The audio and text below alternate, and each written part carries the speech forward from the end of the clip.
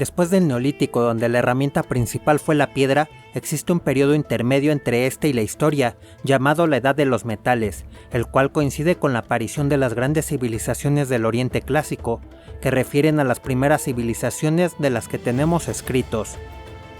El estilo de vida se hizo más propicio para el crecimiento de las poblaciones, dando origen a asentamientos cada vez más grandes, en regiones geográficas específicas, siendo un aglutinante las fuentes de agua como los grandes ríos, y siendo una de estas Mesopotamia. ¿Pero qué es Mesopotamia y dónde queda? En esta cápsula hablaremos de esta región, sus poblaciones y sus expresiones artísticas, así que si es de tu interés, te invito a quedarte hasta el final del video. Bienvenidas y bienvenidos a la miniserie Breves del Arte, donde haremos un recorrido en cada capítulo por la historia de las diferentes corrientes y expresiones artísticas del mundo. ¡Comenzamos!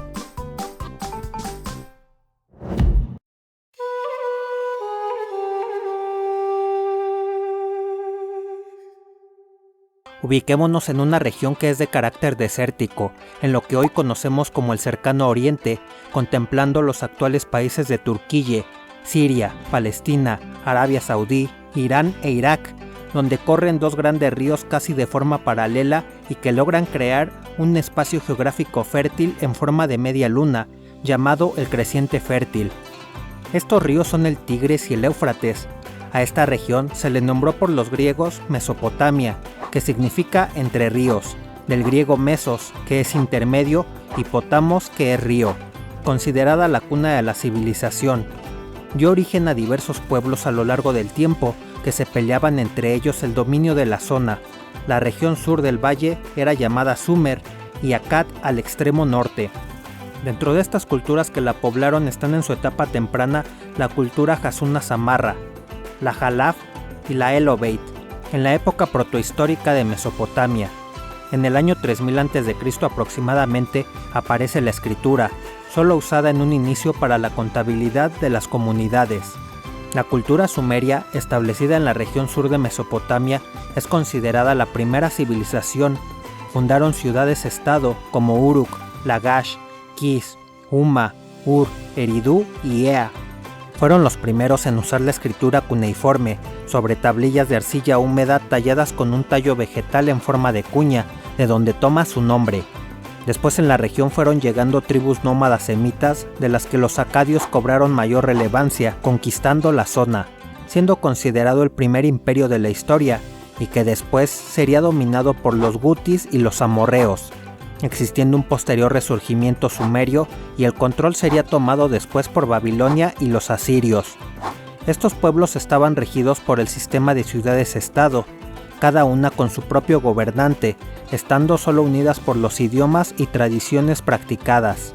Es una región cuna de muchos aspectos, tales como la escritura, una de las primeras o quizá la primera leyenda de la humanidad, que es la de Gilgamesh, las primeras ciudades, el concepto de estado, es la zona de nacimiento del monoteísmo junto con sus relatos y leyendas, la primera economía productiva con excedentes, una marcada división de trabajo, las primeras leyes escritas, entre muchos aspectos más.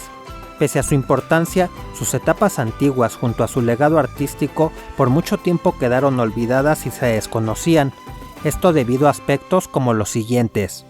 Al carecer de materiales como madera y piedra, uno de los principales materiales con los que se trabajó fue el lodo arcilloso, desde el modelado de esculturas hasta la fabricación de ladrillos, lo cual propició su deterioro con el tiempo. La región, debido a ser una cotizada zona fértil rodeada de desierto, ha sido codiciada por diversos pueblos, dando origen a constantes conflictos. Entre estos, cierto escenario de frecuentes invasiones por el control hegemónico, lo cual creaba destrucción de los anteriores asentamientos para crear los nuevos, haciendo difícil rastrear los sitios. La llegada del Islam a la zona trató de partir de cero, concentrando toda la atención cultural en la religión del profeta y dejando perdido el mundo anterior a este. En fin, esta región y sus aguas son de una geografía de importancia religiosa, política, comercial, estratégica y artística. El tiempo abarcado por este arte se verá marcado desde el Neolítico hasta la caída de Babilonia y la llegada del Imperio Persa.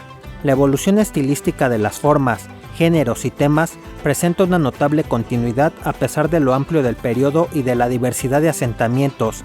A continuación, veremos algunas expresiones artísticas dejadas por estos pueblos. Cerámica. El uso de cerámica se incrementó debido a la transición de ser sociedades agrícolas a urbanas. El principal uso fue el almacenaje de alimentos, bebidas y objetos. Esto fue muy útil y necesario, pues se desarrolló el comercio a larga distancia. Además de este sentido práctico, fueron un medio de expresión artística, tanto en el modelado como en la decoración, en estrecha relación formal con piezas escultóricas de orfebrería y con la pintura. La cultura jalaf resalta por sus trabajos de cerámica vidriada y figurillas, desarrollando hornos que posibilitaban la cocción de vasijas con decoración pintada, de manera que conservaban sus colores limpios. También siguieron existiendo en las primeras etapas representaciones de diosas madres, como estas figurillas también de la cultura jalaf. Siguió siendo usada la terracota. Como ejemplo tenemos este vaso con la representación de la diosa Ishtar, diosa del amor y la fertilidad. El vaso tiene además una decoración con aves en la parte superior y peces en la inferior. Esta cerámica del periodo de Obeid está decorada con patrones geométricos de color marrón o rojo oscuro sobre un fondo melocotón. Este es un ritón, que es un recipiente usado para beber o verter un líquido perteneciente a la cultura asiria. A modo de imitar el color del lapislázuli, se pintaban algunos trabajos en azul egipcio, un pigmento sintético de silicato de cobre y calcio. Un material que resalta en Mesopotamia es el ladrillo vitrificado, logrado con la cocción del barro a los que se les aplicaba un barniz y que les daba un aspecto esmaltado que daba un gran esteticismo a las obras, además de darles mayor resistencia, recubriendo con él las superficies de las paredes de tumbas reales como las de la puerta de Ishtar. También fue notorio el mosaico, que era el uso de pequeñas piezas cerámicas que variaban de tamaño, para en su conjunto formar una imagen. Escultura. La escultura estaba fundamentada principalmente en la religión, teniendo una función espiritual. Su geometría estaba regida por la ley de frontalidad que la hacía estática y rígida. En general, estas esculturas presentaban una desproporción respecto al cuerpo, cuya temática principal se relacionaba con retratos de dioses, así como reyes y altos funcionarios. La escultura no es de gran tamaño y fue de variados materiales como bronce, terracota, alabastro, obsidiana, piedra caliza, jaspe, entre otras. Los relieves generalmente eran parte de la decoración de los muros en los palacios, solían contar la historia de los logros y triunfos del monarca. También eran comunes las representaciones de figuras en bajorrelieve de gran tamaño, que protegían las murallas de las ciudades, que consistían en animales fantásticos a modo de protectores espirituales. Era común la representación de formas robustas humanas, con espaldas anchas, un tanto rechonchas, de fuerte musculatura, así como cejas muy pobladas y ojos muy abiertos. El aspecto de ellos denotaba cierta severidad, característica de Mesopotamia.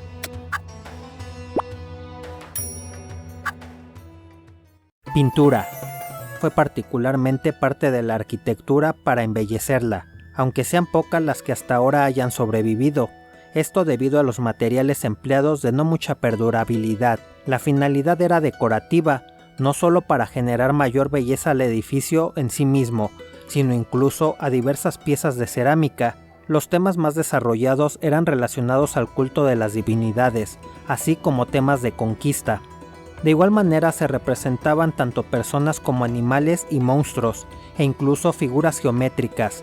Los colores empleados eran escasos. Las imágenes carecen de perspectiva, y el tamaño de estas era proporcional según la jerarquía de quien se representara. La realidad objetiva de las cosas no era la finalidad. Arquitectura. La ausencia de materiales tales como el metal, la madera o grandes piedras, el material empleado para sus edificaciones se basaba en el uso de ladrillos de barro secados al sol.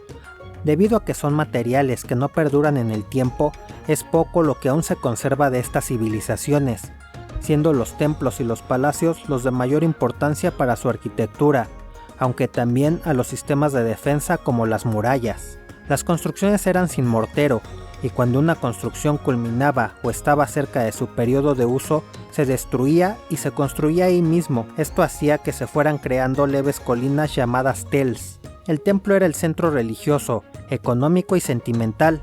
Desde aquí se organizaba el comercio. Solían ser edificios de una planta, con varios patios y una secuenciación de salas en laberinto. El zigurat fue otra edificación monumental ligado al templo y dedicado a una divinidad. Se utilizaba también como observatorio astronómico. Estaban compuestos por una serie de pisos, a cada cual de menor planta y altura. Unas escalinatas permitían la ascensión hasta los pequeños templetes que los coronaban. Se convirtieron en los edificios más representativos de Mesopotamia, de modo que el zigurat de Marduk en Babilonia ha sido identificado como la bíblica Torre de Babel.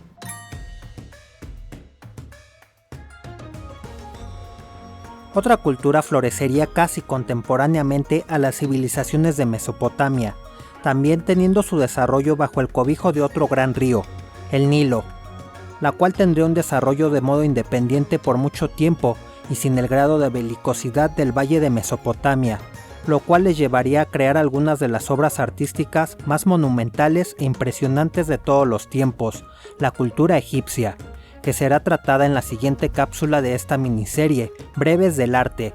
Recuerda que puedes suscribirte al canal para estar al tanto del nuevo contenido. Te deseo un excelente día, tarde o noche.